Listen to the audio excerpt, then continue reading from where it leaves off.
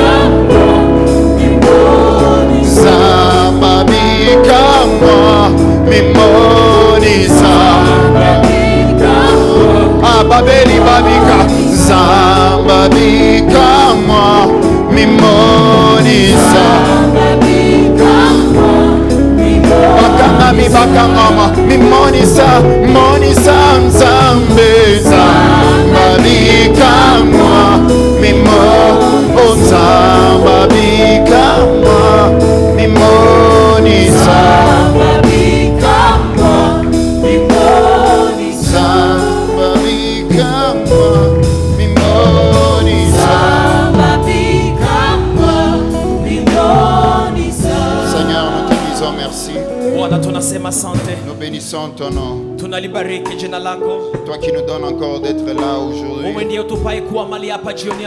Tu nous convies encore dans ta présence. Et à chaque fois que tu nous convies, c'est pour nous faire du bien. Et merci Seigneur pour ce que tu vas faire encore aujourd'hui. Dès le premier jour, tu as été avec nous. Dimanche, lundi, mardi, mercredi, tu as été avec nous. Et aujourd'hui encore, Père, nous savons que tu es au milieu de ton peuple. En train de toucher les malades et les guérir. En train de libérer les captifs. En train de donner de l'espérance et de restaurer le cœur brisé. En train d'accomplir, Père, des merveilles au milieu de ton peuple. Nous te rendons grâce et nous t'acclamons très fort en reconnaissance. Merci, merci au Jésus. Merci Seigneur. Alléluia. Amen. Alléluia. Amen. Tu vas m'aider encore à accueillir ton voisin de gauche, de droite. Nisaidie kumkaribisha jirani wa kushoto na kuume. Avec un sourire de plénitude, bien sûr. Ukitabasamu kwa namna ya utele. Alléluia. Amen. Nous bénissons le Seigneur, Tunambariki Mungu. lui qui nous donne encore d'être là aujourd'hui Yeye atupae tena kuwa mahali hapa leo et qui nous fait encore grâce. na ambaye anatutendea mema. Alléluia. Amen. Je vais nous proposer un texte nouveau aujourd'hui. Leo tutakuwa na usomi mpya. Je vais nous proposer Nombre chapitre 13. Hesabu 13.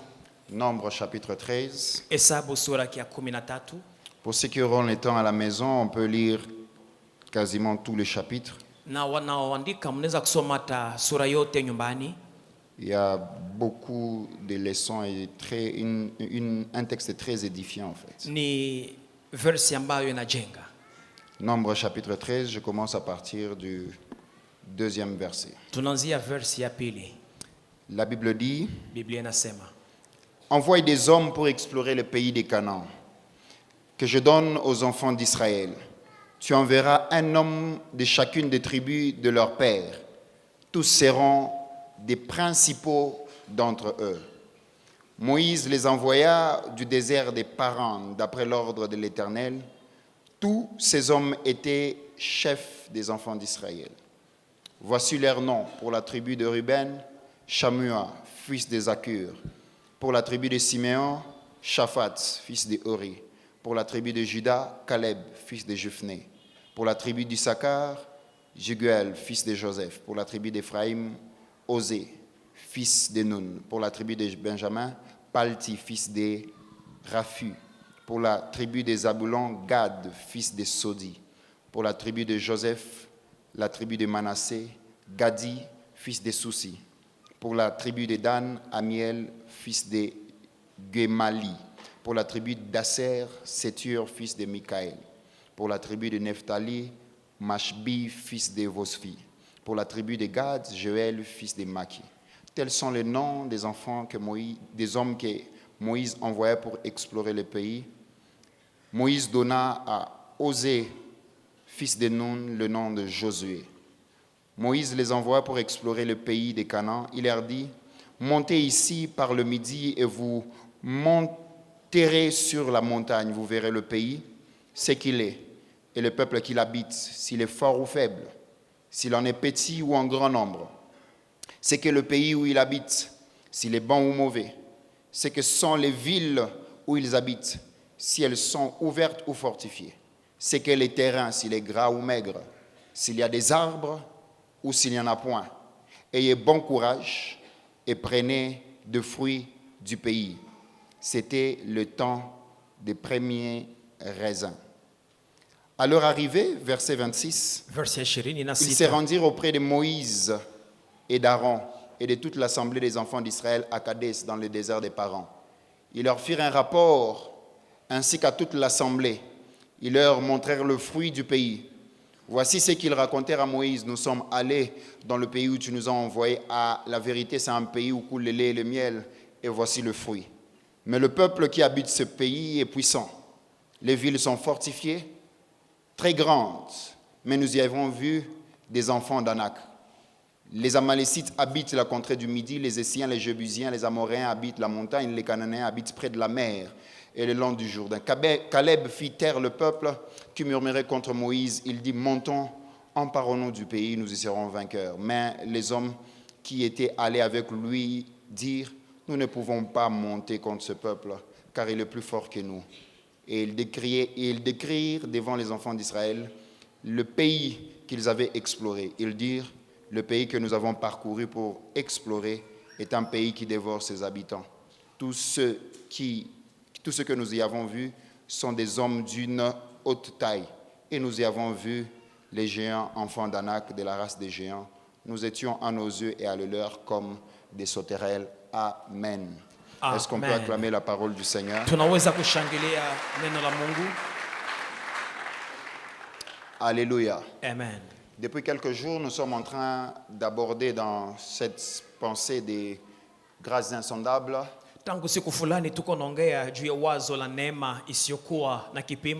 cette thématique centrale qui dit appel à la plénitude de vie.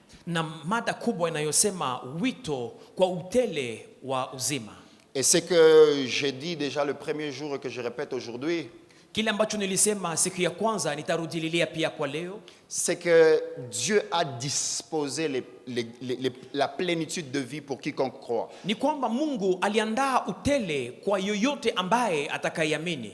Et il veut que nous l'acquérons, que nous le possédons. Na Mungu anahitaji tuwe na utele wa uzima. Mais comme également je l'avais dit, c'est qu'à chaque fois qu'il y a appel, il y a sélection. Na kila mara kunapokuwa mwito kuna uchaguo pia. Et chaque sélection nécessite un certain critère. Na kila uchaguo unahitaji kanuni fulani. Et lorsqu'on a parlé des 3 facteurs qui doivent être combinés, on a parlé de la plénitude dans l'être de l'homme. Tulipongelea mambo tatu ambayo inapaswa kuwa pamoja, tulisema utele katika uto wa mtu. Et dans la plénitude de l'être de l'homme, on a beaucoup abordé, mais on a parlé de ces 2 piliers principaux. Na hapo tuliongelea vitu vingi zaidi, lakini tuliongelea sana misingi mbili.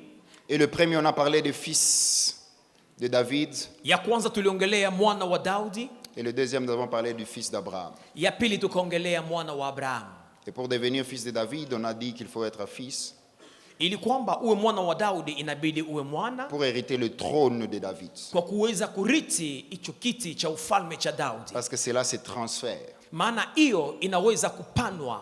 Et pour être fils d'Abraham, on a dit la particularité, la caractéristique principale d'Abraham, c'est la foi. Na ili kwamba uwe mwana wa Abrahamu, tabia ya wana wa Abrahamu ni imani. C'est la foi. Imani. Et dans les bénéfices attachés à l'alliance de Dieu à Abraham, na katika faida ya agano la Mungu kwa Abraham, on a parlé premièrement de cette alliance qui va qui a trait à la postérité d'Abraham. Tuliongelea hiyo agano ambayo inaambatana na kizazi cha Abraham. La deuxième des choses, on a parlé également des nations de la terre. Ya pili tuliongelea mataifa ya dunia. Et puis on a parlé de l'élargissement de la postérité d'Abraham. Kizazi cha Abraham. Et la quatrième des choses que je dis juste comme je vais approfondir ça dans la plénitude d'avoir, c'est la promesse d'une terre. Ni ahadi ya nchi. Dieu, lorsqu'il appelle Abraham dans Genèse chapitre 12, il lui dit, wakati Mungu anaita Abrahamu katika Mwanzo 12 anamwambia, il lui dit quitte ton pays, ta patrie. Anasema acha nchi yako, toka. Et il dit va vers un lieu que moi je t'indiquerai. Uende pa nafasi ambapo nitakuelekeza. Quand on a parlé dans le jour où on était en train d'introduire, parlant de la figure de Rahab, j'ai dit, on doit se déconnecter, accepter de quitter là où on est, là on se sent dans des conforts, afin de s'attacher à Dieu. Katika mfano niliongelea Rahabu, nilisema inabidi tuache mambo fulani ambayo inaonekana nzuri kwetu kwa ajili ya Mungu. Ce que je voudrais simplement nous dire, c'est que quand Dieu nous appelle et nous demande de quitter, c'est qu'il a déjà préparé quelque chose. Wakati Mungu anatuita, anatuambia tuache na anakuwa tayari ameandaa jambo lingine. Et en tant que fils d'Abraham, parlant de la plénitude, nous devons savoir que nous avons une terre en héritage. Na kama vile mwana wa Abrahamu, inabidi ujue kwamba una nchi ya kurithi. C'est que si tu ne le savais pas, il y a un domaine dans lequel Dieu te veut héritier. Ni kusema kuna kiwango ambapo kuna kiwanja ambamo Mungu anakuhitaji kama vile mrithi. Alors même lorsque la plénitude va commencer à se manifester, inutile de faire débat ou de combattre l'un à l'autre. Chacun a un domaine sur lequel Dieu l'a prédestiné. Dieu veut qu'il hérite d'un domaine. Il y a une terre. Hata wakati utele unaanza kuonekana, si ya muhimu kuanza kupigana ama kupiganisha wengine, maana kila mmoja ana nafasi ambapo Mungu amemwandalia juu ya utele. Quelqu'un va dire non, on était tous dans les grâces insondables. Lui, on est en train de voir déjà, il commence à expérimenter la plénitude dans un domaine. Unaweza kusema tulikuwa tukiomba pamoja katika mkutano, lakini yeye anaanza kuona miujiza katika kiwango fulani. Et à un certain moment, on commence à murmurer, on commence même à développer une jalousie. Na baadaye unaanza kununa na kukomalisha wivu ndani mwako. Mais ce que j'aime, c'est que chacun d'entre nous, en tant que fils d'Abraham, il y a l'héritage d'une terre promise. Ninachofurahia ni kwamba kila mmoja kama vile mwana wa Abrahamu ana udongo ama nchi ambayo amewekewa. Et aujourd'hui, pendant les quelques minutes que j'ai, leo kwa dakika chache nilionayo, je voudrais ne pas manquer également de parler de la plénitude dans l'avoir. Na ningelitamani kuongelea utele katika kuwa. Pourquoi? Parce que comme je dis hier, c'est que la plupart des temps, quand on a déjà dans l'être, il y a comme un paradoxe qui peut se manifester. Ndani ya uto kuna mchangamano ambao unaweza kuonekana. Comme Paul pouvait le dire, bon, ok, ça va, nous sommes pauvres, mais nous enrichissons plusieurs. Paulo angelisema sisi ni masikini lakini tunatajirisha wengi. On prie pour les gens, on manifeste une forme de plénitude dans un domaine, mais on doit également avoir quelque chose afin de transporter de l'invisible vers le visible certaines choses. Tunaombea watu na kuna mambo yanaonekana, inabidi tufikie pia kiwango cha kutoka kwa hali ya kutoonekana na kuwe cha kuonekana.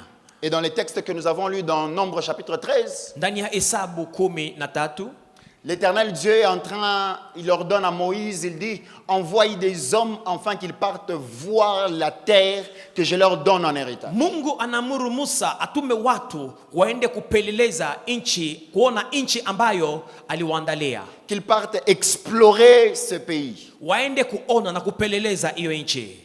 Mais déjà une chose, c'est que quand vous lisez Nombre chapitre 1er, quand on parle des chefs de famille qui doivent partir pour explorer le pays, katika Hesabu moja wanapoongelea viongozi wa jamii ambao ilibidi waende kupeleleza inchi, vous allez vous rendre compte que quand on parle de ces 12 chefs de famille, wanapoongelea wale viongozi 12 wa majamii.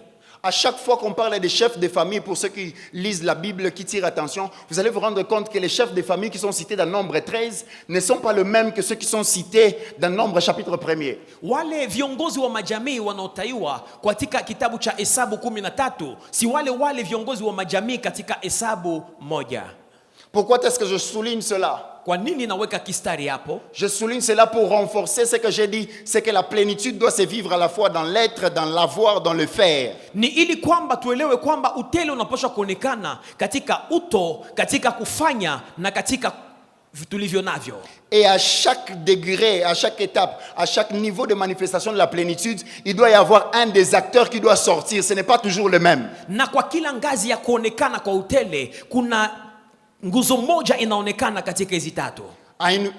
Dans Nombre chapitre 11, Moïse cite des chefs de famille autres que ceux qui sont dans Nombre chapitre 13. Katika Hesabu 1, Musa anataja viongozi wa majamii wengine walio tofauti na wale walio katika Hesabu 13. Qu'est-ce que je veux simplement dire par là? Kitu gani nasema? Il y a des temps où quand je fais des prières, je suis dans l'être, je me positionne comme fils de David et comme fils d'Abraham. Kuna mara nitaomba naingia katika hali ya uto kama vile mwana wa Abraham. C'est celui-là qui sort comme chef. Na ni yule ambaye anatoka kama kiongozi. Mais il y a un autre temps également quand je dois faire des prières, je prie également en fonction de ce que j'ai déjà, que je sais que j'ai. Na mara ninapoomba, ninaomba kulingana na kile ambacho ninacho. À chaque discipline de sport, il y a des principes différents. Katika kila mchezo kuna kuwa kanuni zake. Un joueur de football, quand il entre dans un terrain de basket, s'il n'a pas compris que les règles ont changé, il va prendre les ballons là, il va les frapper avec le pied. Mchezaji wa mpira anapokwenda kwa uchezaji wa vikapo, anaweza kuzani kanuni ni hizo, anapopiga kabumbu na mguu, anafanya makosa. Ou celui qui joue au basket, quand il entre dans les terrains de foot, il va prendre les ballons avec les mains. Ama mchezaji wa vikapo anapokuja katika uchezaji wa kandanda, atachukua kabumbu na mikono na ni makosa.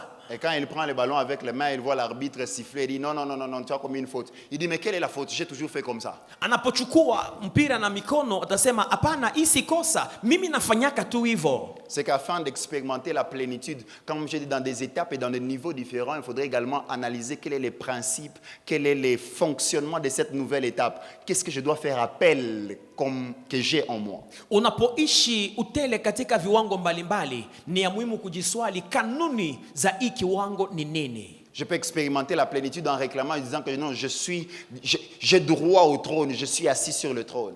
Unaweza kuona utele katika kiwango cha kiti cha ufalme, unasema napashwa kaa kwenye kiti cha ufalme. Ça c'est simplement dans l'être. Hii ni katika uto. Mais il y a également certains niveaux qui réclament la plénitude de l'avoir. Kuna ngazi zingine zinadai utele katika kuwa na utajiri. On parle de ces fils de Séva. Wanaongelea wana wa Seva. Qui étaient habitués à Paul. Je peux même imaginer qu'ils le suivaient peut-être partout où ils les regardaient. Walikuwa wamemzoea Paulo na walikuwa namfuata yawezekana mahali pote anapofanya huduma. Et quand je fais un commentaire, ça c'est personnel, je dis que peut-être il se peut que peut-être une fois ils ont eu à chasser peut-être des démons. Najiambia yawezekana siku moja waliwahi kufukuza mapepo. Mais ce jour-là, lorsqu'ils viennent afin de chasser ces démons-là, on dit non, il y a des choses que vous n'avez pas, on connaît, mais vous on ne vous connaissez pas. Lakini usiku wanapokuja kufukuza mapepo, wanawaambia nyinyi kuna vitu hamuna, hatuwajui. Parce que chaque niveau demande un certain niveau de fonctionnement. Kila ngazi ina mitumikio yake. Et on doit être attentionné et tirer attention sur ça. Na ni vema kuwa waangalifu. Et quand on lit ce texte de Nombre chapitre 13, tunaposoma Hesabu 13, vous verrez, vous remarquerez une chose. Quand on parle de Josué, wanapoongelea Joshua, on dit que cet homme s'appelait Osée. Wanasema huyo mtu aliitwa Osea. Et pour ceux qui sont lecteurs de la Bible savent qu'il était déjà serviteur de Moïse, attaché à Moïse depuis longtemps. Wanaosoma Biblia watelewa kwamba huyo aliambatana na kumtumikia Musa tangu mbele. Et quand on dit Osée, ça veut dire sauveur. Osea inamaanisha mokozi. Pendant tout ce temps, lorsqu'il était au pied de Moïse, il était ce Osée. Kwa muda huu wote ambapo alikuwa chini ya miguu ya Musa, alikuwa huyo Osea. Mais lorsqu'il est choisi enfin d'aller pour explorer la terre promise, Moïse prend la peine de changer d'abord son nom. Wakati anachaguliwa kwenda kupeleleza mji, Musa anaanza kwanza kubadilisha jina lake. Et il dit non, tu ne t'appelleras plus Josué, mais tu t'appelleras plus Osée, mais tu vas t'appeler Josué. Na nasema wewe hutakuwa tena Osea, lakini utaitwa Joshua. Il place une petite nuance dans son nom. Anaweka kitu kipya katika jina lake. Et la première et la nuance qu'il a mis dans son nom, c'est que Josué veut dire le Seigneur ou l'Éternel, c'est l'Éternel qui sauve. Joshua inamaanisha ni wa milele ndiye anaokoa. Comme s'il était en train de lui dire, c'est qu'il y a des niveaux où tu te battras et tu te sauveras toi-même par ce que tu as comme capacité. Ni kama jinsi alikuwa akisema kuna ngazi ambazo utatumika ndani yake na utajiokoa kama jinsi ni katika uwezo wako mwenyewe. Mais il y a également certains niveaux pour atteindre la plénitude. Tu as besoin de t'appuyer sur lui. Je connais ta force. Je te connais Josué, mais là, il faudrait que tu sois appuyé, que tu demeures sur l'Éternel. Na kuna ngazi zingine hata kama unapiganisha ilibidi umtegemee na kumsegemea wa milele. Donc la première des choses qu'il fait, c'est qu'il change le nom. Jambo la kwanza anabadilisha jina lake. Alors dans la plénitude de l'avoir, la première des choses, c'est le nom. Ndani ya utele wa kuwa na jambo la kwanza ni jina. C'est le nom jina de la personne porteuse de la plénitude. Ya mtu anayebeba utele. Et quand on parle du nom, je voudrais qu'on retienne 6 choses. Tunapoongelea utele ni vema tushike vitu 6. Et la première, jambo la kwanza, c'est que dans la pensée biblique et dans la pensée de Dieu, katika wazo la Mungu, le nom revêt une importance très capitale. Jina linaonesha jambo la maana.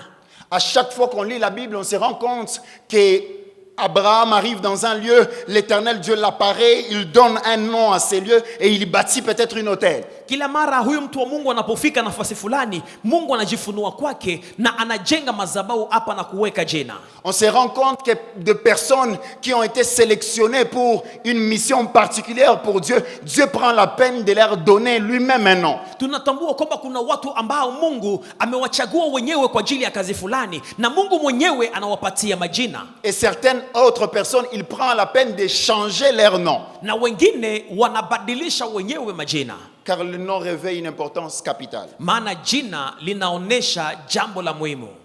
Il revêt une importance capitale. Linaonesha jambo la muhimu. Alors je voudrais qu'on sache ceci, c'est que le nom n'est pas simplement donné à titre d'étiquette. Tujue kwamba jina alipanwe tu kama vile alama ya kuonekana. Mais c'est un caractère invisible imprimé en l'homme. Inakuwa tabia isiyoonekana ya mtu ambayo inakuwa ndani mwake. Un caractère qui est imprimé en nous. Ni tabia ambayo iko ndani mwetu. Le nom. Jina. La deuxième des choses, jambo la pili, c'est que dans la pensée biblique et dans la pensée de Dieu, ndani ya wazo la kibiblia na la kimungu, le nom revêt également une importance capitale de telle sorte qu'on peut même, quand il fallait faire des dénombrements, wakati ilibidi wahesabu watu, on devait citer ou compter les personnes d'après le nom de la personne. Walipashwa kuhesabu watu kulingana na jina zao.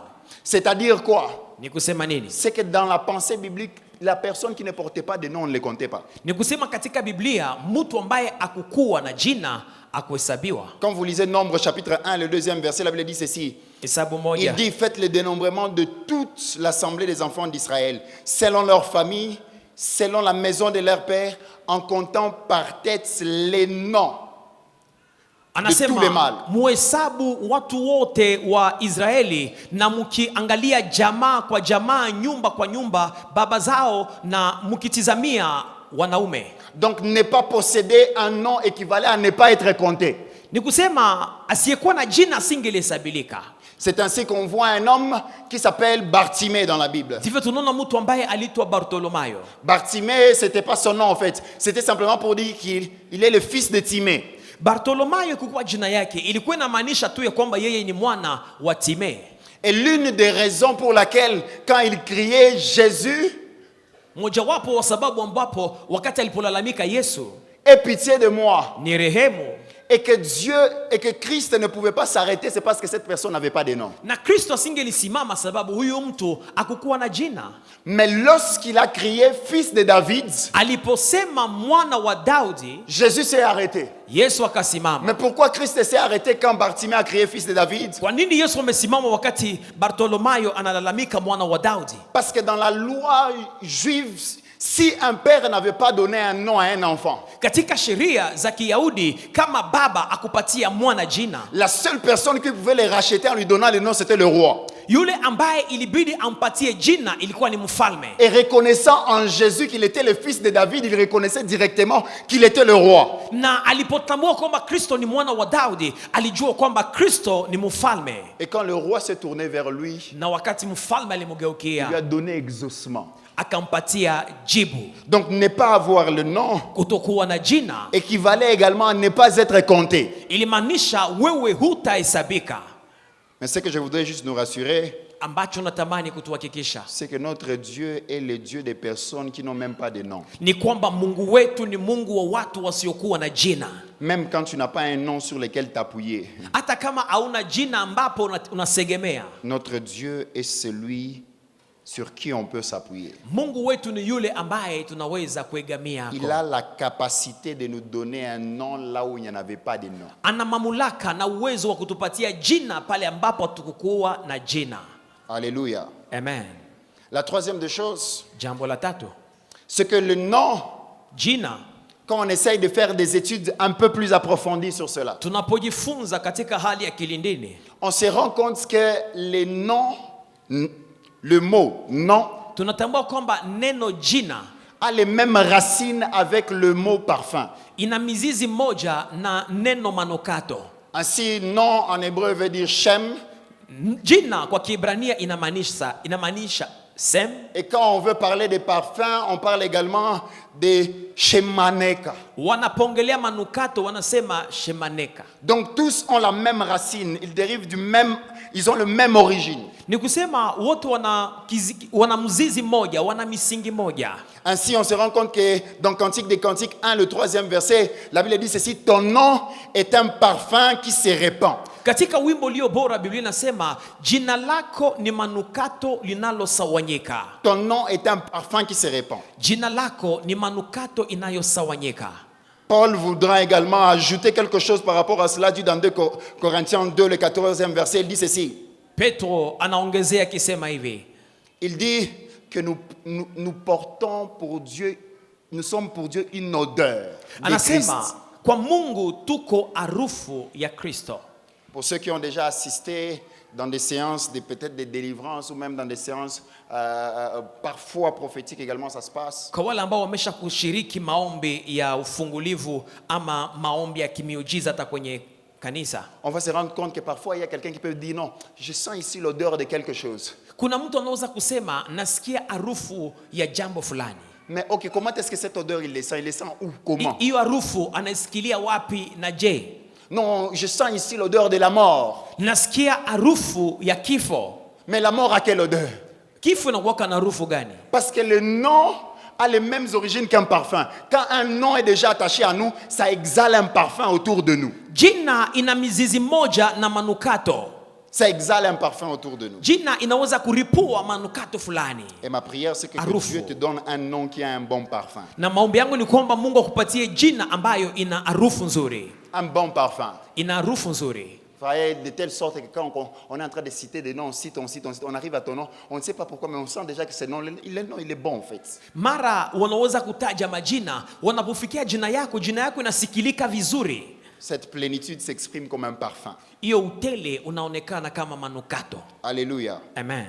La cinquième des choses. Jambo la tano.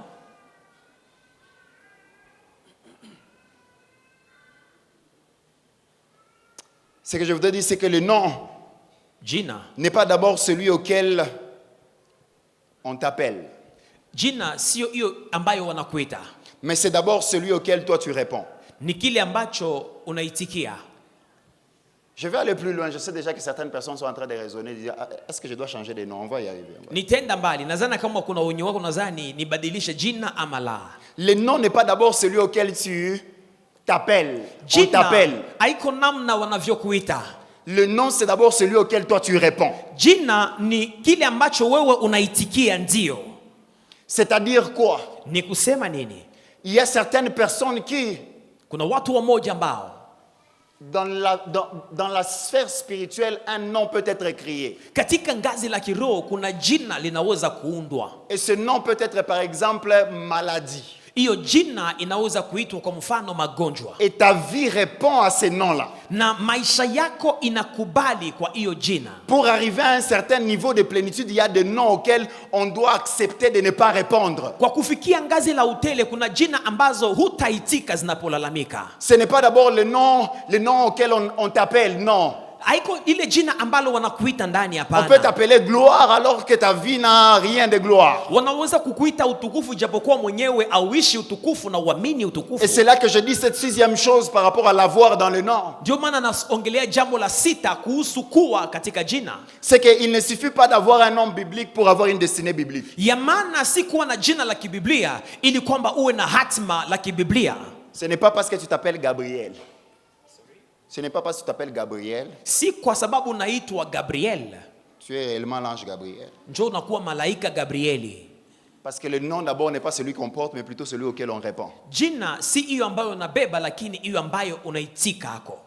Combien certaines personnes, parfois quand on veut donner à quelqu'un un enfant, nous tous, vous voyez quand on a un enfant, on part chercher dans la Bible quel nom je vais donner à l'enfant. Tu commences à prendre les généalogies, certaines personnes commencent à chercher dans les généalogies.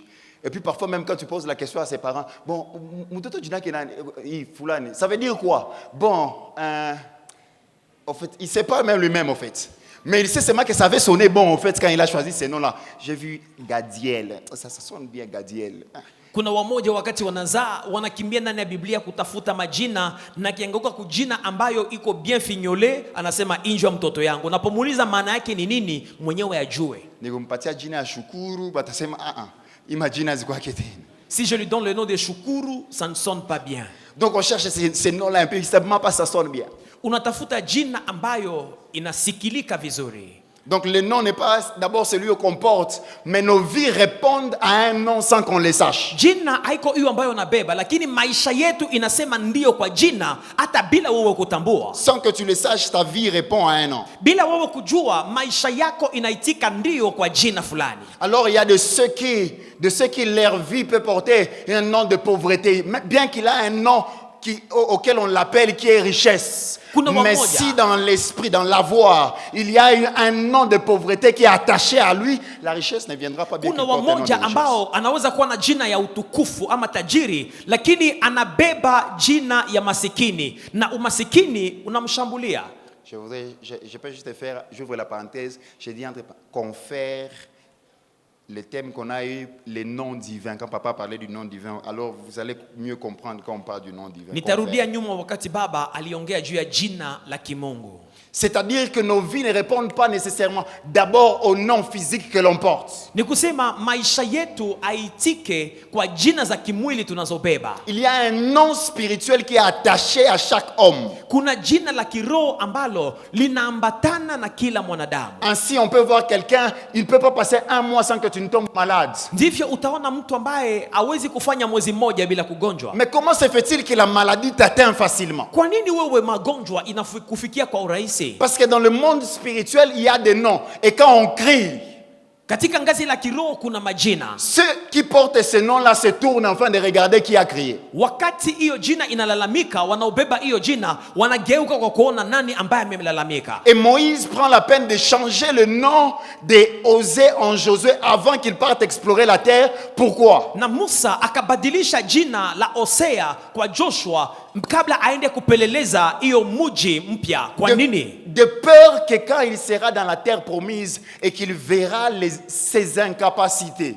Ni kwa sababu anapofika katika hiyo mji na anaona madhaifu yake, que l'incapacité en criant s'attache à lui et que sa foi et qu'il perde la foi. Na hiyo madhaifu ikilalamika isiambatane naye na apoteze imani. Ainsi vous allez voir à chaque fois Dieu appelle Abraham et puis après il dit non, tu t'appelleras plus Abraham, tu t'appelleras Abraham. Ndio maana mtaona Mungu anapoita Abraham anasema hautaitwa Abraham lakini utakuwa Abraham. Il rencontre quelqu'un, Jésus rencontre Simon, il dit non, tu t'appelleras plus Simon, on t'appellera Pierre. Yesu anamkuta Simoni anasema wewe hutaitwa tena Simoni, utaitwa Petro. Pourquoi? Parce que les plénitudes dans lesquelles tu dois aller, si tu restes avec ce nom ici, tu risques de ne pas y arriver. Je prends la peine de changer d'abord ton nom. Utele ambamo unaenda ndani, kama jina lako la kiroho alibadilike, unaweza kutofikia hiyo utele. Et ma prière, c'est que Dieu attache à ta vie le nom qu'il faut enfin que tu atteignes ta destinée de plénitude de vie dans les domaines dans lesquels tu dois les manifester. Na maombi yangu ni kwamba Mungu akupe jina linalostahili ili kwamba ufikie kuishi utele wa hatima lako. Que Dieu t'attache le nom de la prospérité financière. Mungu akupatie jina la utele kipesa. De telle sorte que tu es dans le business, tu sais pas comment tu fais, mais le marché ça vient de gauche et de droite. Ili kwamba de partout. Unapofanya biashara uone mambo yakifaulu bila wewe kujua namna gani na faulu. Toi qui es souvent malade, que Dieu attache à ta vie pour la plénitude de ta santé le nom de la bonne santé. Wewe ambaye ni mgonjwa kila mara, Mungu akupatie jina la afya njema. De telle sorte que quand la maladie vient, elle arrive, on a déjà changé de nom, c'est pas na ici, wakati magonjwa inakuja na kukuona ikute kwamba huyu amebadilisha tayari jina. Vous savez, quand on était encore des étudiants et des élèves, bien que tu étais dans la même école, wakati tulikuwa bado tungali wanafunzi, pia wanafunzi wa chuo kikuu, et que tu t'habituais, que tu sais chaque classe là où ça se trouve, ulikuwa najua kila darasa mali linakuwa. Mais à la prochaine rentrée, si on a pris la peine de changer de nom de classe, lakini mwaka mpya wa masomo unapoanza na wamebadilisha darasa, et que ce jour-là tu devais entrer en 4e, tu arrives, on te dit non, toi tu ne dois pas être ici. Dis pourquoi? Mais je sais que c'est ici, c'est la 4e. On dit non, ici ce n'est plus la 4e.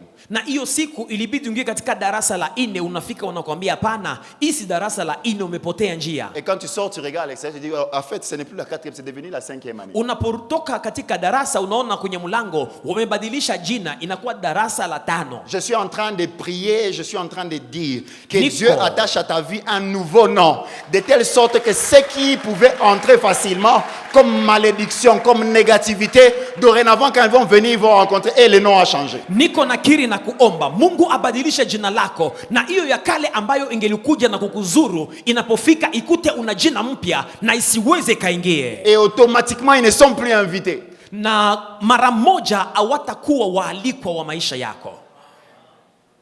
Que Dieu éloigne de toi toutes ces choses. Mungu aweke mbali nawe hiyo mambo yote. Et la 6e des choses, jambo la 6, c'est que Dieu a donné le pouvoir de nommer à l'homme. Mungu amepatia mwanadamu mamlaka ya kupana jina.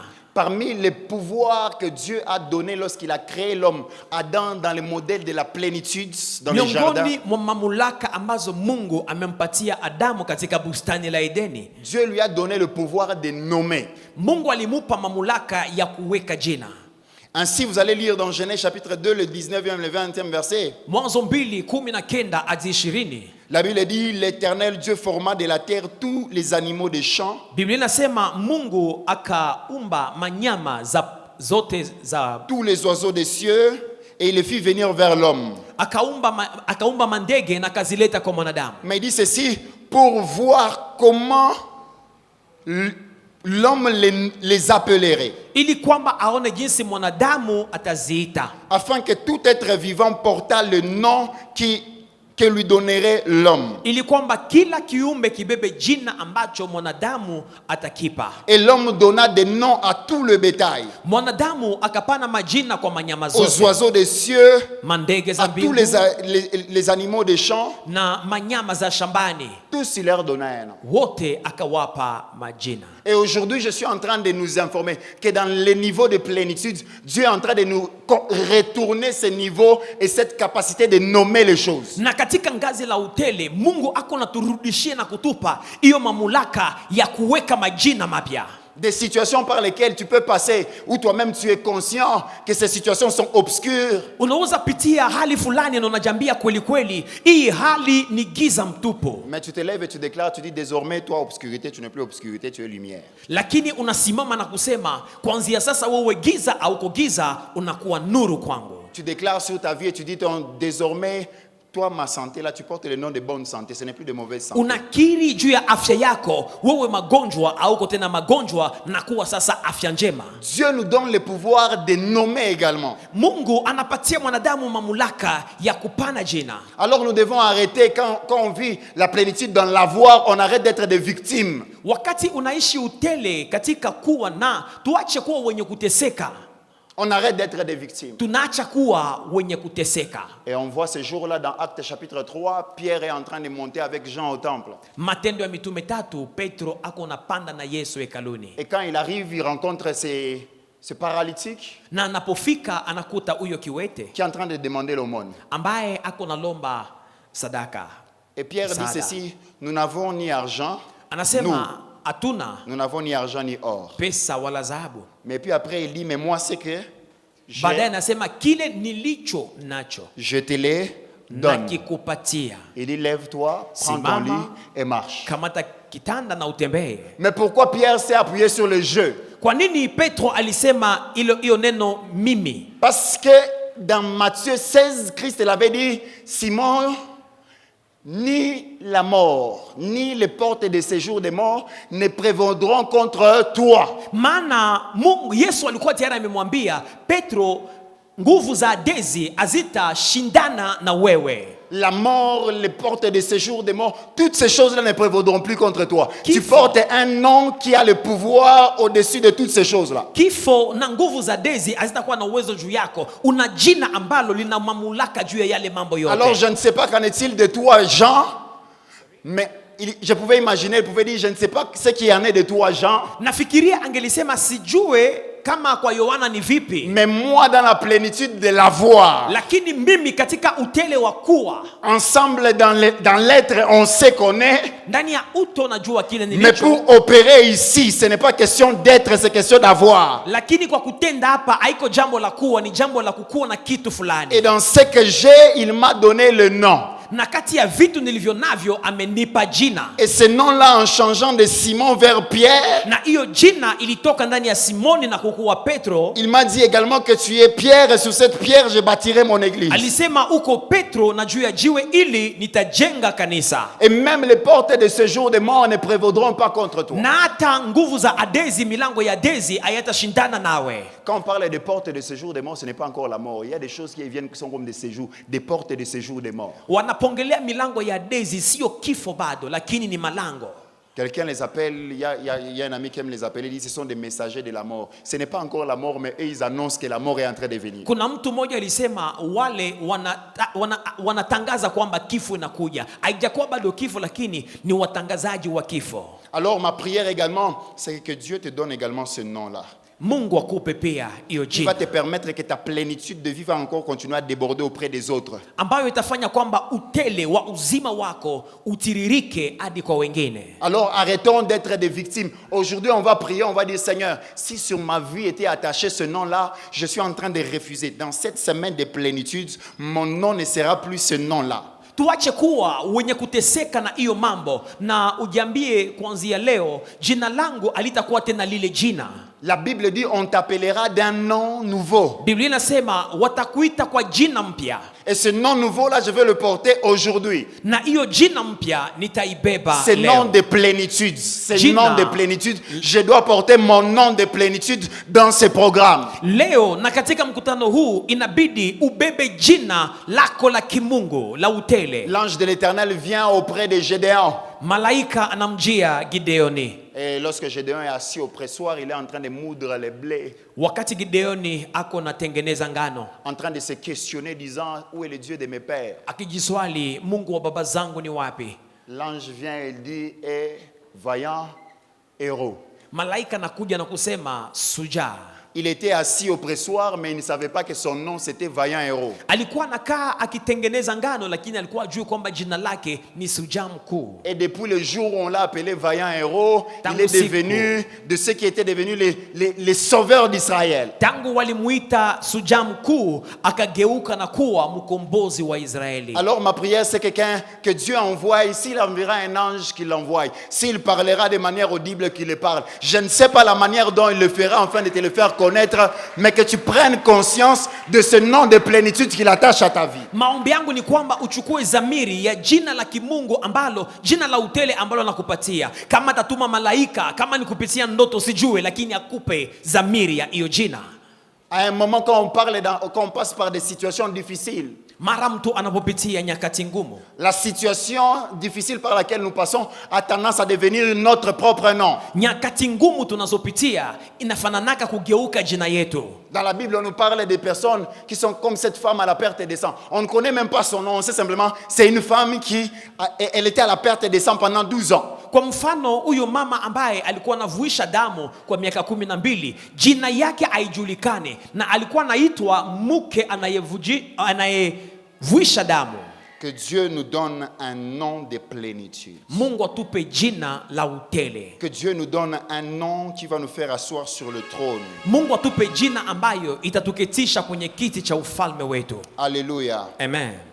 La deuxième des choses, jambo la pili, dans l'avoir, ndani ya kuwa, je vais parler du système de pensée de la plénitude. Nimeongelea namna ya kuwaza katika ngazi la utele. D'une façon brève, je vais dire simplement la pensée. Kwa ufupi nasema mawazo. La pensée. Mawazo.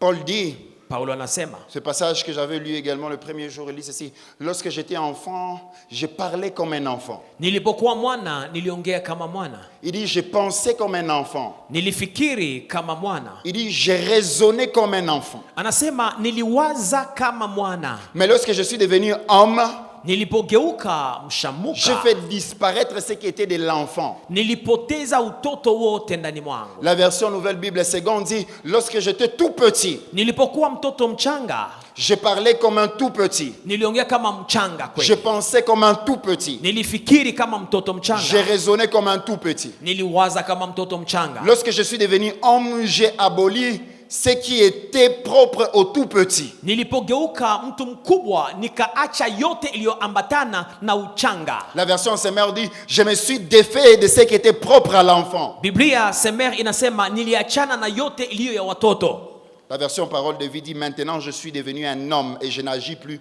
comme un enfant. Biblia Parole de Vie inasema sasa nimekuwa mwanaume mkubwa, sasa sifanye tena kama mtoto. Trois manières par laquelle notre système de pensée se manifeste. Namna tatu ambamo hali yetu ya mitumikio ya mawazo inaonekana. Selon ce passage de Paul aux Corinthiens qu'on vient de lire. Kulingana na hii Biblia ndani ya Wakorinto. Il dit ceci: quand j'étais enfant, je parlais d'abord comme un enfant. Nilipokuwa mtoto niliongea kama mtoto. Je parlais comme un enfant. Niliongea kama mtoto. Quand on parle de parler, wakati wanasema jambo la kuongea, c'est révélé par la parole. Ni kufunua kupitia neno. Ou un langage articulé. Ama msemwa.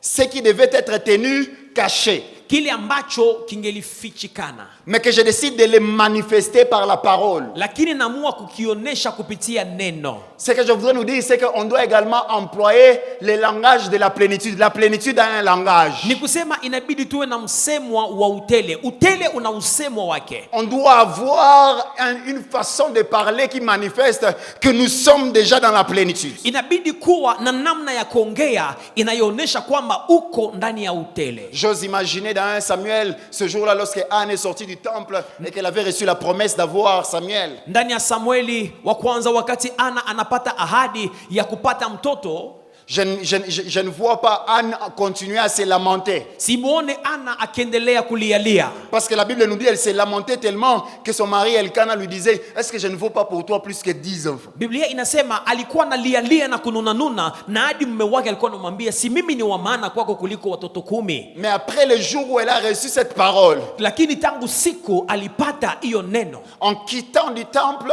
akitoka hekaluni, je peux même imaginer aller loin, sa façon de parler avait changé. Nafikiria hata namna yake ya kuongea ilibadilika. Nous voulons manifester et vivre la plénitude. Alors il faudrait même que notre parler soit plein. Tunatamani kuishi na kuonesha utele, inabidi namna yetu ya kuongea ijae. Nous qui n'avons rien, nous qu'on ne voit plus. Non, la plénitude a également un langage et une façon de parler. Utele una namna, una msemo wake. J'ai toujours dit, c'est que quand on est conscient de ce qu'on est, on confond la plupart des temps notre arrogance avec notre assurance. Wakati mtu ana uhakika wa kile ambacho iko, mara wanaweza kuzani ana kiburi, lakini si kiburi. Alors sorti de ces grâces insondables, les gens vont commencer à te regarder et vont confondre. Non, je ne suis pas arrogant. Ce n'est pas de l'arrogance. Comprenez que la plénitude a également une façon de parler. Wakati unatoka katika mkutano huu, watu wataanza kusema una kiburi. Hapana, si kiburi. Utele una namna yake ya kuongea. Si je dois être rempli jusqu'à toute la plénitude de Christ, kama nitajazwa hadi utele wote wa Kristo, alors cette plénitude également se manifeste dans le parler. Hiyo utele utaonekana hata ndani ya msemwa. Quelle façon quand je regarde les choses je parle, qu'est-ce que je dis? Wakati naona vitu ama hali ninasema nini? Pourquoi je voudrais commencer par le parler? Kwa nini natamani kuanza kuongelea kusema? Parce qu'au commencement de toute chose, c'est par la parole que Dieu a créé les cieux et la terre. Maana mwanzoni Mungu aliumba vyote kupitia neno. Tout ce qui existe a été créé de par la parole de Dieu. Yote ambayo inakuwa iliumbwa na neno la Mungu. Je voudrais même aller loin et dire que dans cette semaine, Dieu nous donne les niveaux de plénitude de création, ce qu'on sera en train de dire, ce qu'on sera en train de prononcer, ce qu'on sera en train d'appeler à l'existence, ces choses vont venir. Na nitenda mbali nikisema katika wiki hii Mungu anatupatia ngazi la kuumba kupitia neno. Yale tutasema yataumbwa. C'est que la puissance de la parole, elle est capable de créer. Nguvu ya neno ni kwamba neno lina uwezo ama mamlaka ya kuumba. Et Christ dit à ses disciples, il dit, les paroles que je vous ai annoncées sont esprit. Kristo anaambia wanafunzi wake, maneno niliyowaambia ni roho, et ils sont également la vie. Ni vile vile uzima. En d'autres termes, c'est qu'ils sont capables de susciter quelque chose. Ni kusema inaweza kuunda ama kuumba kitu. Donc si on doit arriver à un niveau de plénitude de vie, on doit également comprendre que le parler également doit être plein. Ni kusema kama utafikia utele wa uzima, ni kusema namna yako ya kuongea inapaswa jaa pia. Regardez cet homme, c'est Élisée, ce jour-là il est en train de descendre. Elisha siku moja ako na shuka. Un homme plein dans tout. Mtu ambaye anajaa ndani ya yote. Il a reçu la double portion de l'esprit d'Élie. Amepata maradufu roho ya Elia. Et ce jour-là, alors qu'il est en train de descendre, des enfants sont en train de se moquer de lui. Et lui, monte chauve, monte chauve. Na hiyo siku wako na shuka, watoto wako na muimbia kalupala. Et alors qu'il les regarde, il prononce une parole, des ours sortent de la forêt et ils prennent ses enfants et les déchiquettent. Na kaona wale watoto na dubu zikatoka ndani ya pori na kurarua wale watoto wote. C'est que la plénitude dans laquelle on va aller est à la fois un couteau à double tranchant. On doit également prendre conscience que nous devons également adopter un langage de plénitude. Ni kusema utele ambamo tunaenda ndani inakuwa kisu inayokata kwa ngambo mbili. Ni kusema inabidi tuwe na namna ya kuongea. On doit avoir un langage. Un langage de plénitude. Ya utele. La deuxième des choses, jambo la pili, c'est la pensée elle-même. Ni mawazo peke yake. Il dit, je ne parlais pas simplement, également même j'ai pensé comme un enfant. Anasema si kuongea tu lakini niliwaza kama mtoto. Et quand on parle des pensées, wanaposema kuwaza kama mtoto, c'est-à-dire former dans son esprit, concevoir, imaginer le fonctionnement et la finalité d'une chose. Ni kusema kufikiria mitumikio na mwisho wa kitu. La Bible parlant de cette femme de Proverbe 31, le verset 16. Katika Mezali 31:16. La Bible dit ceci, elle pense à un champ et elle l'acquiert. Biblia inasema anafikiria shamba na analipata. Elle pense à un champ. Anafikiria shamba. Et puis après elle acquiert le champ. Na anapata shamba. Et ainsi Paul renforce cela dans Philippiens 4, le 8e verset, il dit. Katika Wafilipi 4.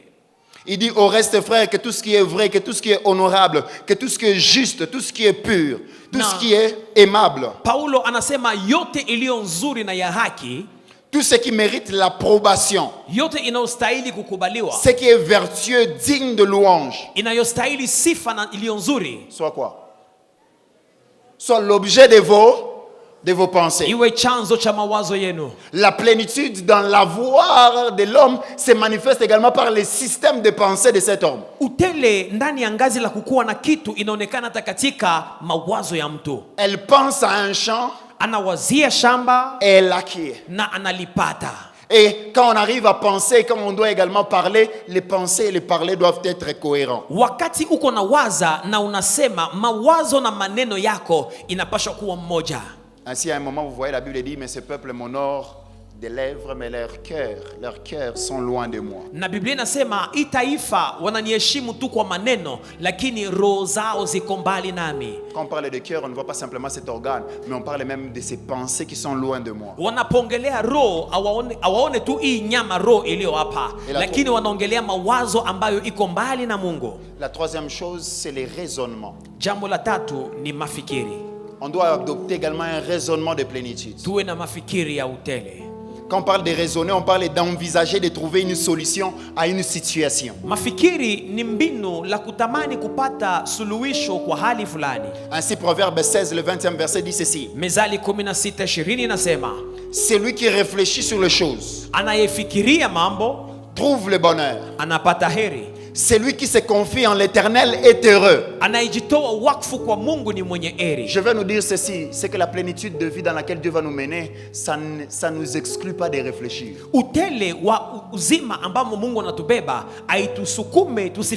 Ça ne va pas nous exclure de raisonner.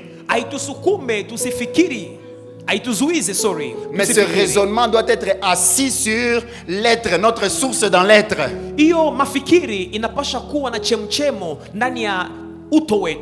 Il doit être assis dans notre source dans l'être. Celui qui réfléchit sur les choses, il trouve le bonheur.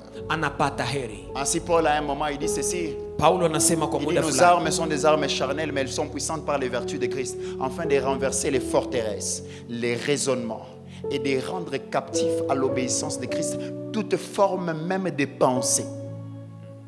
Même les pensées doivent être rendues captives.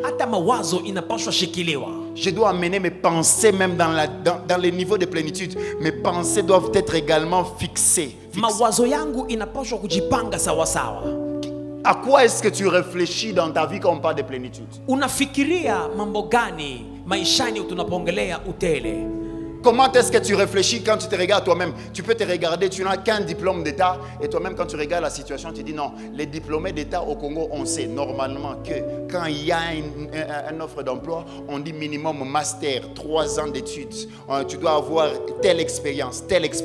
Après avoir lu tout ça, quand tu amènes dans ton raisonnement, qu'est-ce qui ressort de ton raisonnement? Wakati unaona cheti chako cha masomo, una cheti cha serikali tu na kuna opportunity ama fursa fulani za kazi, unajiambia nini? Ama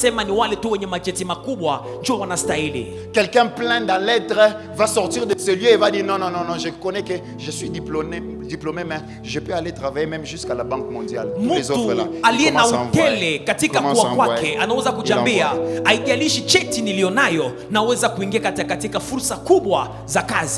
Et parce que dans l'avoir, il aura également le nom qui est un parfum. Ndani ya ngazi la kuwa na kitu kuna jina ambayo inakuwa manukato associé au raisonnement kuichanga et na à la mafikiri pensée. na mawazo. Ces choses appellent les portes à s'ouvrir. Yale mambo yanafungua milango. Alors aujourd'hui, on va également prier pour nos formes même de pensée. Leo tutaombea hata namna yetu ya kuwaza. Quelqu'un qui, lorsqu'on pense, on pense plénitude, mais dans ta tête, dans ton raisonnement, il n'y a pas de raisonnement de plénitude. Tu vas dire, Seigneur, je change ma façon de penser. Je change ma façon de penser. Ndani mwako kuna namna ya kufikiria utele, lakini utaomba na kusema, Mungu, nabadilisha namna yangu ya kuwaza. Seigneur, donne-moi ta façon de penser, de voir. Nipatie namna yako ya kuwaza na kuona. Regardez cette façon de penser d'Abraham. Abraham, Sarah, 90 ans. Tizama hiyo namna ya kuwaza. Abrahamu kwa miaka 90. Et quand Dieu lui dit, l'ange est en train de lui dire, l'année prochaine à la même date, tu auras déjà un fils. Malaika kwa namwambia mwaka kesho utakuwa na mwana. Tous les paramètres étaient cochés au rouge. Hali ilikuwa haiwezekani kweli. Mais la Bible dit, il crut. Lakini Biblia inasema akaamini. C'est-à-dire que dans sa pensée, dans son système de raisonnement, au-delà de la foi, il a envisagé une possibilité. Il a dit, je sais que même si toutes les variables ne sont pas, il y a une variable qui s'ajoute toujours à l'équation de l'homme. Ni kusema katika hali yake ya kufikiri alisema hata kama hali inaonesha kwamba haiwezekani, c'est la variable de la grâce de Dieu. Linakuwa la juu ni ngazi la neema ya Mungu. Et cette variable dans le modèle économétrique de Dieu est la variable prépondérante. Na hiyo jambo linakuwa jambo lililo juu ya yote. Les autres variables sont des variables insignifiantes. Mambo mengine yanakuwa chini. Quand lui il a fait la promesse, wakati yeye anafanya ahadi, alors toutes les autres variables tombent. Ijapokuwa hali zingine zinaanguka. Et la seule variable reste et monte. Na jambo moja inayobaki itapanda. Alors je ne sais pas c'est par quoi peut-être tu es en train de passer, mais aujourd'hui on va dire Seigneur, je renverse les forteresses, les raisonnements. Leo sijui kitu gani uko unapitia, lakini utasema Mungu, napindua mawazo na ngome. Et je rends captif à l'obéissance de Christ mes pensées. Na naleta mafikiri yangu kutiishwa mbele za fikra za Kristo. Mes pensées. Mawazo yangu. Donc en tant que fils d'Abraham, nous devons savoir, kama mwana wa Abrahamu tunapaswa kujua, c'est que chaque alliance vient avec ce qu'il faut faire et ce qu'il ne faudrait pas faire. Ya kwamba kila agano inakuja na kile ambacho utafanya na kile ambacho hutafanya. Et parmi ce que nous devons faire en tant que fils d'Abraham, nous devons adopter un système de pensée. Miongoni mwa vitu ambavyo tunapaswa kufanya kama wana wa Abrahamu, inabidi tuwe na hali mpya ya kufikiri. Un système de conquérant, un système de vainqueur. Hali ya kufikiri ya washindi. Vous savez, quand un soldat intègre l'armée, wakati jeshi anaingia katika kundi la wajeshi, et quand il part au camp de formation militaire, na wakati ako katika mafundisho ya kijeshi, la première des choses qu'on change dans lui, ce n'est pas d'abord son physique, ce n'est pas d'abord qu'il prenne des muscles. Jambo la kwanza ambalo wanabadilisha muyeye si kwamba ageuke pomba. C'est d'abord amener en lui un système de pensée militaire. Ni kuleta ndani ya akili yake namna ya kufikiria ya kiaskari. De telle sorte qu'on peut même sortir ici. Tunaweza kutoka hapa. On va voir un soldat. Tutaona jeshi. Ça je dis lentement, en plus congolais. Jeshi ambaye ni mkongomani. Et tu vas te rendre compte peut-être même que sa tenue n'est pas pauvre. Utafikiria na utamuona na kutambua kwamba avae mavazi nzuri. Mais quand il vient devant toi il dit nakubeta yo. Anapokuja mbele zako anasema ndakubabula we. Tu as l'impression que si même tu faisais comme ça il peut tomber. Unatambua kwamba ukamsukuma kidogo atanguka chini. Mais c'est le type de personne qui quand il se tient devant toi, ni aina ya watu ambao akasimama mbele zako, au-dedans de lui dans son raisonnement il est costaud. Ndani ya mawazo yake mkichwa yeye ni mkubwa. Dieu veut qu'on prenne également du volume dans notre système de pensée et de raisonnement. Mungu anataka ndani ya kichwa chetu tukomae, mawazo yetu ikomae. Dans l'être, nous sommes déjà fils de David et fils d'Abraham. Mais dans l'avoir, on doit développer ce système de pensée géant. Ce système de pensée qui fait à ce qu'un David vient sur le champ de bataille et il regarde un Goliath, il dit non, ce soir, ta tête là, moi je la donnerai aux oiseaux des cieux. Hii namna ya kuwaza inasukuma Daudi anakuja mbele ya Goliati aliyejitu na kusema ndakata hiyo kichwa na kuipatia mandege. Ses propres frères lui disent non, on connaît la malice et l'orgueil de ton cœur, petit tunakuyua. Wakaka zake wanamwambia tunajua kiburi yako wewe. Ce qu'ils ne savaient pas, c'est qu'on confond parfois qu'on a déjà atteint, quand on est dans la plénitude de l'avoir, on confond l'arrogance avec l'assurance. Wale wandugu walikuwa awelewe utafauti kati ya kiburi na uhakikisho wa mtu. Tu rentres chez toi à la maison. Unarudi kwako nyumbani. Tu dis à tes sœurs, personne n'est déjà marié, mais tu dis l'année prochaine on célèbre mon mariage. Unaambia dada zako ambao bado hawajafunga ndoa, mwaka kesho nyinyi wote mtaolewa. Elle te regarde et puis elle te dit si Dieu veut que on va geuka basimu. Wanakuona et après ils te disent que non, c'est comme ça qu'on commence à devenir fou. Paul dit ceci, c'est que si je suis de bon sens, je le suis pour vous. Mais quand il s'agit de Dieu, je suis comme un fou. Paulo anasema kama naweza kufikiria na akili zote ni mbele zenu, lakini mbele za Kristo mimi ni kama kichaa mwenda wazimu. C'est que si on doit atteindre un niveau de plénitude de vie, à un moment ça va nous demander qu'on accepte que les gens nous regardent et disent tunagonjwa. Ni kusema kama utapenda ufikie ngazi fulani la utele, il faut que les gens arrivent à te voir et dire que tu n'es pas normal. À un moment quand on voit la manière dont on réfléchit, la manière dont on raisonne, mara mtu anapoangalia jinsi anafikiria, les gens vont dire non, toi là, tu es déjà un fou. Watu watakuona na kusema wewe umesharuka. Je me souviens à l'époque quand avec ma femme on était encore des fiancés. Nakumbuka tulipokuwa wachumba pamoja na mke wangu. À un certain moment quand elle m'entendait, moi j'aime parler de ce que je veux faire. Moi j'aime faire ça. Mimi napendaka zaidi kuongelea vile ambavyo nitafanya. En plus quand tu es quelqu'un en qui j'ai confiance. Zaidi kama wewe ni mtu ambaye naaminia. Et quand on était encore des fiancés, je pouvais venir, j'ai dit bon tu sais, je suis en train de voir il faut que l'année prochaine que j'achète une maison. Na nilikuwa nikimuona na kumwambia mwaka kesho inabidi niuze nyumba. Et là on avait déjà fixé la date du mariage. Na hapo tulikuwa tumeshaweka muda wa kufunga ndoa. Elle-même elle commençait à se fâcher, elle me dit à cause on a francs de Miss York. On est en train de stresser, on est en train de prier. On est en train de dire qu'on doit se marier. Toi tu es en train de parler d'acheter une parcelle. Toi tu es en train de parler de construire une maison. Akaanza kukasirika na kusema yawezekana unakuwa na pesa ambazo sijuaki. Tuko tunapanga ndoa, wewe uko naongea na kununua nyumba.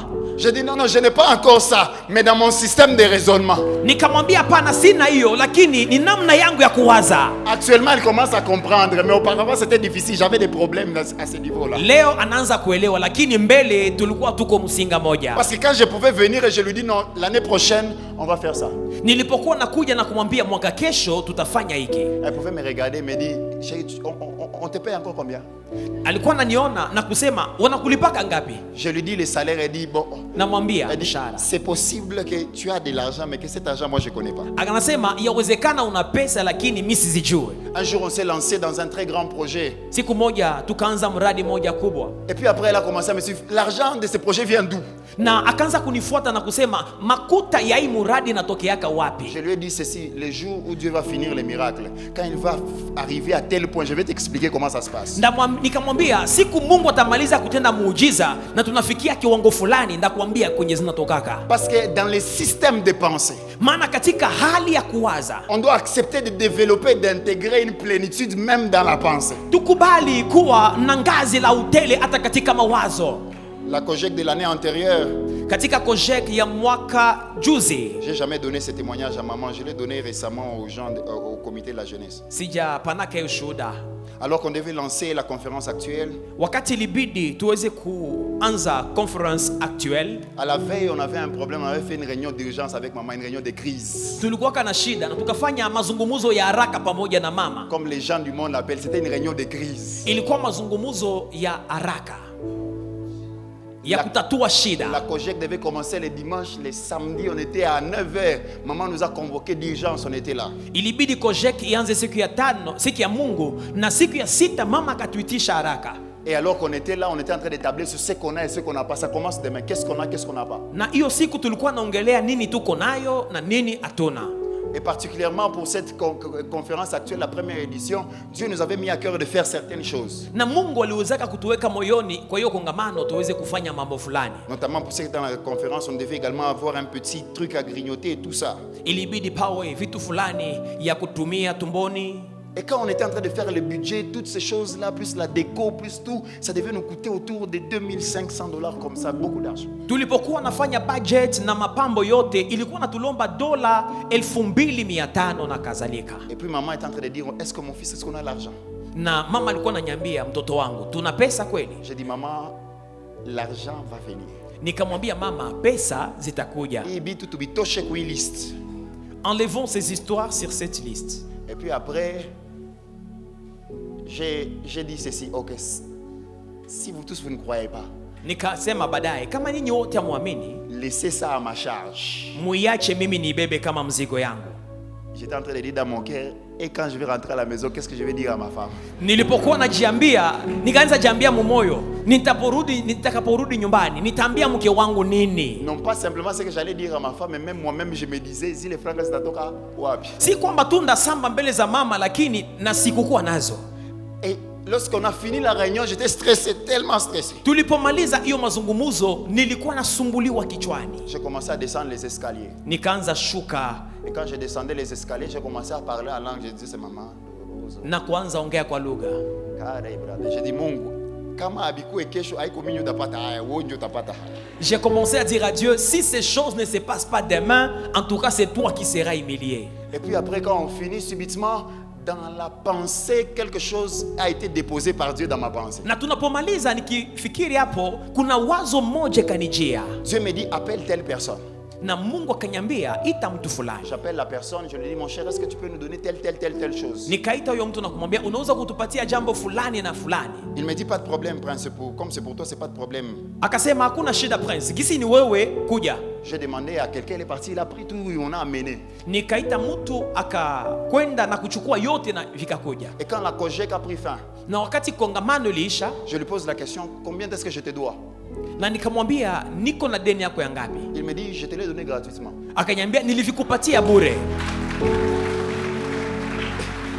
Quand il me l'a dit qu'il me l'a donné gratuitement, moi-même je suis en train de dire ok.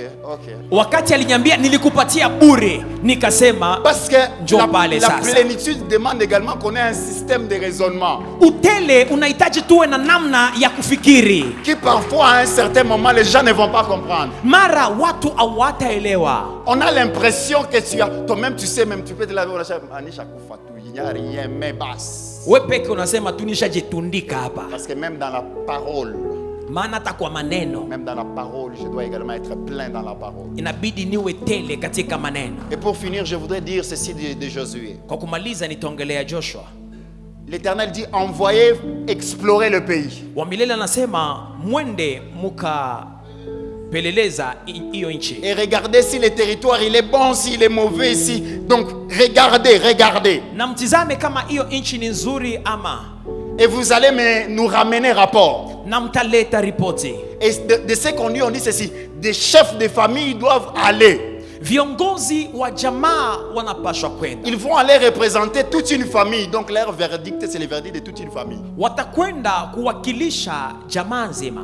Là, je voudrais parler simplement de ceci dit. La dimension de la portée qui sort en l'homme, afin d'aller au-delà de l'espace de l'homme, c'est la pensée de l'homme qui part espionner les pays. Ngazi ya kile kilicho ndani ya mtu inakuwa hiyo mawazo inayomsukuma kwenda kupeleleza nchi. Dieu nous a promis une terre, mais à chacun de nous il y a des espions. Lakini Mungu ametuaidia nchi, lakini kuna miongoni mwetu kuna wapelelezi. Et cet espion, c'est notre propre pensée qui sort. Na mpelelezi huyo ni fikra zetu ambazo zinatoka. Et quand elle sort de nous, elle part visiter le pays, elle revient avec un verdict. Inapotoka inakwenda peleleza nchi na inarudi na maneno. Quand il revient, il nous donne le compte rendu, il dit non, dans ces pays-là, j'ai vu des géants. Inaporudi mawazo inasema nimeona majitu kule. Des fils d'Anak. Wana wa Anaki. La façon dont les espions le disent. Namna jinsi wapelelezi wanasema. Vous savez, quelqu'un qui n'a pas été là, mais tu lui dis, j'ai vu ces fils d'Anak. S'il ne connaissait pas les fils d'Anak, c'est-à-dire qu'il ne pouvait pas l'imaginer. En d'autres termes, c'était des personnes qui avaient déjà un nom. Un obstacle qui avait déjà un nom. Ni kusema wale watu wanapoongelea wana wa Anaki, mtu ambaye alikuwa awajue, aliwajua. Ni kusema hiyo kifungo ilikuwa tayari na jina. Quand on parle de plénitude et que ta pensée sort en espion. wanapongelelea utele na mawazo yako inatoka kama mpelelezi et part visiter la terre. na inakwenda kuona hiyo nchi. Quand elle revient, quel est le compte rendu de ta pensée? Wakati narudi unajikamataje? Qu'est-ce que ta propre pensée te dit? Mawazo yako inakuambia nini? Non, il y a quelqu'un qui est en train de prier pour le travail, mais alors qu'il prie pour le travail, à chaque fois qu'il passe auprès des offres, ils disent que chaque fois tu n'as pas tu bo.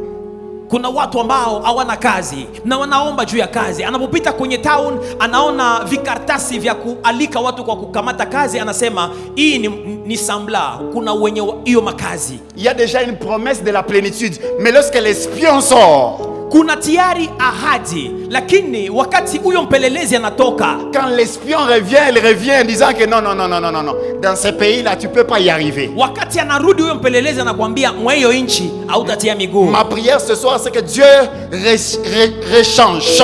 Maombi yangu ni kwamba Mungu abadilishe. D'abord le nom de notre espion qui est notre pensée. Abadilishe jina la huyo mpelelezi aliye ndani ya kichwa chetu. Ensuite, deuxièmement, qu'il soit fortifié, de telle sorte que quand il rentre, le compte rendu de la pensée dit, ce n'est ni par la force ni par le sang.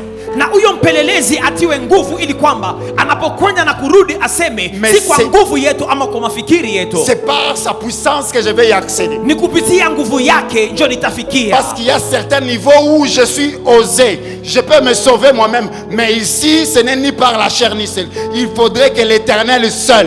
Maana kuna ngazi ambazo mimi ni osea nitapigana mwenyewe, lakini kuna ngazi zingine ambazo inabidi wa milele mwenyewe. Qu'il vienne au secours de ma vie afin que j'accède. Aje kunisaidia ili kwamba nifikie hapo. Alors pour accéder à un certain niveau de plénitude, kwa kufikia ngazi fulani za utele, nous devons dans l'avoir prier que Dieu donne-moi les noms attachés à cette plénitude d'abord. Inabidi tuombe Mungu atupatie jina inayoambatana na hiyo utele, mais après également donne-moi le système de pensée lié à cette plénitude, que je l'intègre au-dedans de moi. Baadaye nipe hali ya mitumikio inayokutana na hiyo ngazi. Un jour je devais aller dans une société.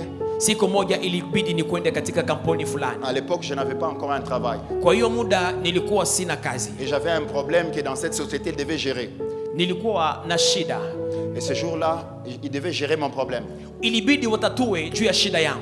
Et alors que je sors et que je pars, nilipokuwa natoka na kwenda, avant de sortir, je sens en moi mon esprit me convaincre, me dit, habille-toi le mieux que tu as. Na kabla nitoke nikasikia roho inanisukuma na kusema nivae nikamate nguo iliyo ya chini ya valise. Ça c'est dans la pensée. C'est dans la pensée. Mawazo.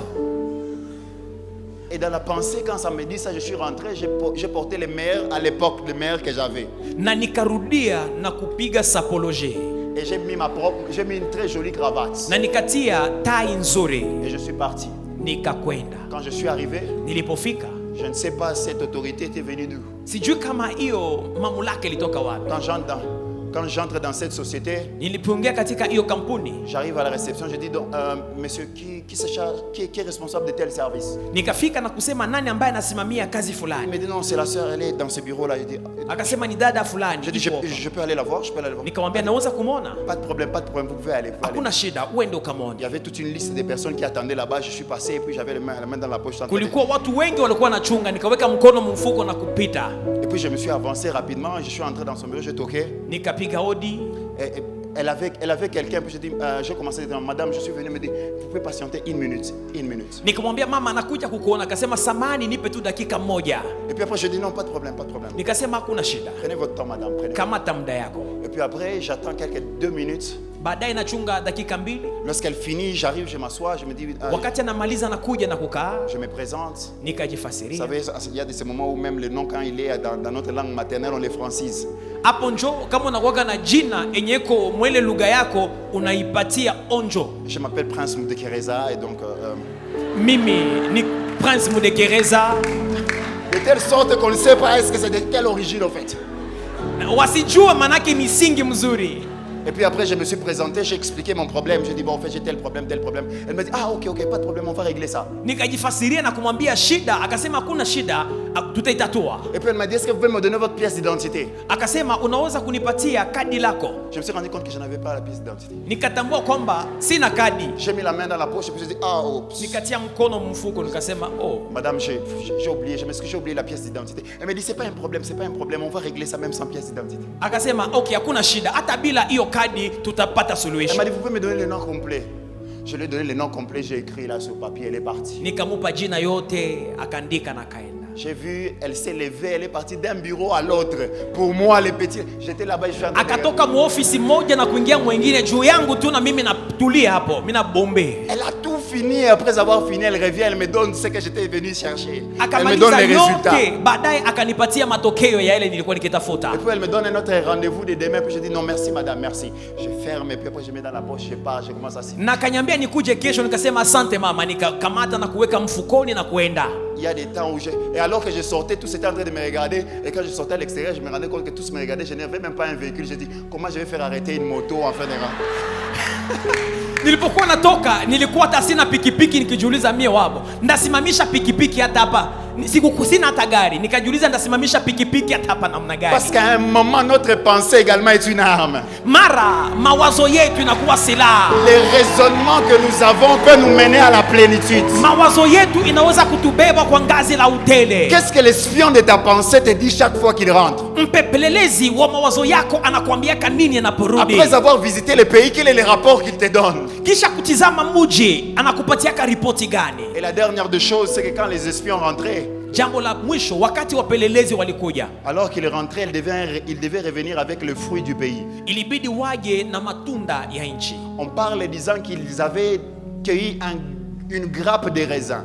Wanasema kwamba walikuwa na matunda mengi. Et quand on lit, on sait que généralement les anciens royaumes, ceux qui étaient des vignes ne se mettaient pas au début du royaume, mais à l'arrière du royaume pour être protégés contre les envahisseurs. Na kwa historia za kifalme, hiyo tunda za mvinyo zilikuwa nakuwa mwisho, shamba za mvinyo zilikuwa nakuwa mwisho wa mji, ili kwamba adui wasiweze kuzifikia kwa urahisi. C'est-à-dire que pour arriver au raisin, il devait passer par tout le royaume. Ili kwamba ufikie tunda za mvinyo, ilibidi uvuke ufalme wote, traverser le royaume et puis après cueillir une grappe de raisins. Na hapo sasa njo unavua hiyo tunda. Mais pas simplement les cueillir, ils devaient retourner avec. Lakini ilibidi pia warudi nazo. Pas simplement qu'ils vont cueillir dans un champ où c'était la première saison. Donc ce n'était pas encore permis de cueillir. Ilikuwa majira mapya, haikuruhusiwa wachume. Mais deuxièmement, ils devaient encore faire le même chemin en retournant sur tout le pays jusqu'au désert des parents où était Moïse. La pili ilibidi warudi na kuvuka tena nchi hadi mpaka pale ambapo Musa alikuwa. Et quand vous lisez au chapitre 14, nombre 14, on dit qu'ils ont fait 40 jours. Katika Hesabu 14 Biblia inasema walifanya siku 40. Et les biologistes vont vous dire, c'est comme les hommes de sciences, les agronomes et autres. Wateolojia wenye siasa, wenye sayansa wanasema quand tu enlèves une grappe de raisin sur son arbre, quand tu le coupes, wakati unakata hiyo tunda tawi, il ne prend que 3 jours pour se faner. Inakamata siku 3 ili kwamba iweze kukauka. Mais eux devaient les conserver pendant 40 jours. Lakini ilibidi walichunge kwa siku 40.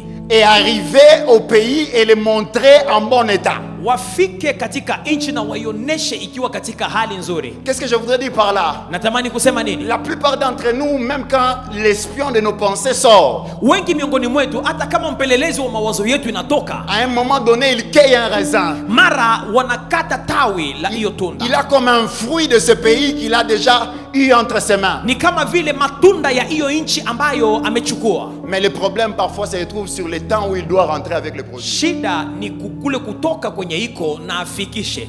Et dans ces temps-là, dans ces temps de parcours, que j'appelle les temps où on n'a pas encore vu ce en quoi on confessait, on arrête de penser et de les déclarer. Hiyo muda ambapo haujaishi kile ambacho ulikuwa na wazia, unaacha kukitumainia. Je décide de les lâcher.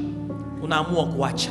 Et c'est là que perd notre force dans la pensée, dans la plénitude de l'avoir de l'homme. Na ni hapa tunapoteza nguvu yetu katika utele wa kuwa. Mais ma prière ce soir, alors que je suis en train de clôturer, maombi yangu ni kwamba c'est que le Dieu qui nous a restaurés dans l'être, Mungu aliyeturekebisha katika en nous donnant un trône comme fils de David, akitupatia kiti kama vile wana wa Daudi, en nous donnant une alliance et une promesse comme fils d'Abraham, akitupa agano kama vile wana wa Abraham, que ce Dieu nous donne également un nom attaché à notre plénitude, huyo Mungu atupatie jina inayoambatana na utele wetu, et qu'il nous amène à être restaurés dans notre système de pensée, na tulete kurekebishwa katika hali ya mitumikio ya mawazo yetu, de telle sorte qu'après ce programme qu'on vive réellement la plénitude dans l'être et dans l'avoir, na ili kwamba kisha mkutano huu tuweze kuishi utele katika kuwa na katika ngazi la ku, et qu'on le voie comme résultat. Na tuone matokeo. Est-ce que quelqu'un peut se lever pour prier en train d'acclamer le Seigneur? Je, mtu anaweza kushangilia Mungu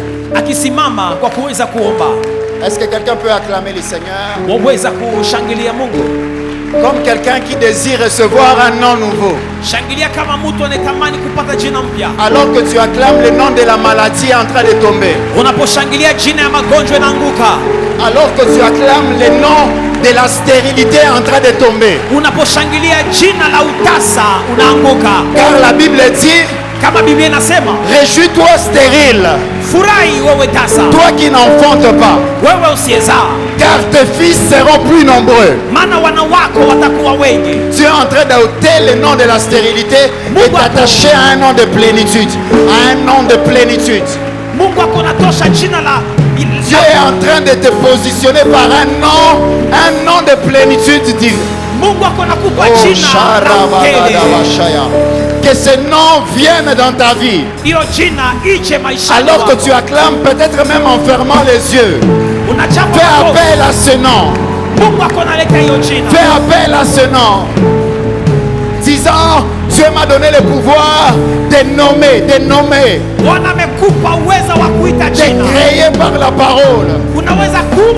Et ce soir, je crée.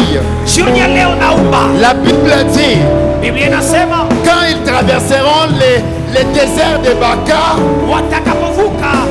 la Bible dit, ils la transformeront en un lieu plein de sources. Les déserts de ta vie sont en train de changer en des lieux pleins de sources. Seigneur, merci. Est-ce que quelqu'un peut commencer à prier et dire, Seigneur, que ce nom de la plénitude s'attache à ma vie.